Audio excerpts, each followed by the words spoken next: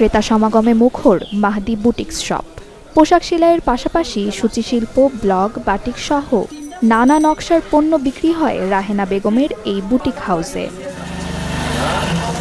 2004 সালে যুব উন্নয়ন থেকে সেলাইয়ের প্রশিক্ষণ নিয়ে দারিদ্র্যের বিরুদ্ধে লড়াই শুরু করেন নীলফামারীর ডোমার উপজেলার নারী উদ্যোক্তা রাহেনা বেগম। সেলাই মেশিন চালিয়ে ঘুরিয়েছেন ভাগ্যের চাকা।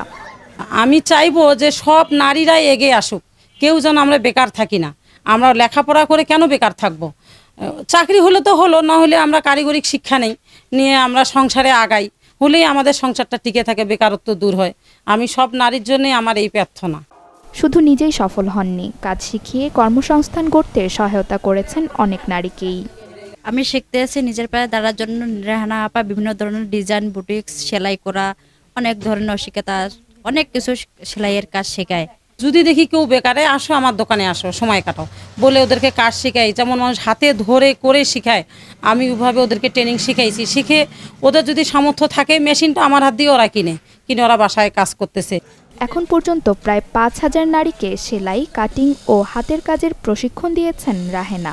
জিতেছেন জাতীয় সহ বিভাগীয় ও জেলা পর্যায়ে ডজন খানেকেরও বেশি পুরস্কার। Desk report, channel 24।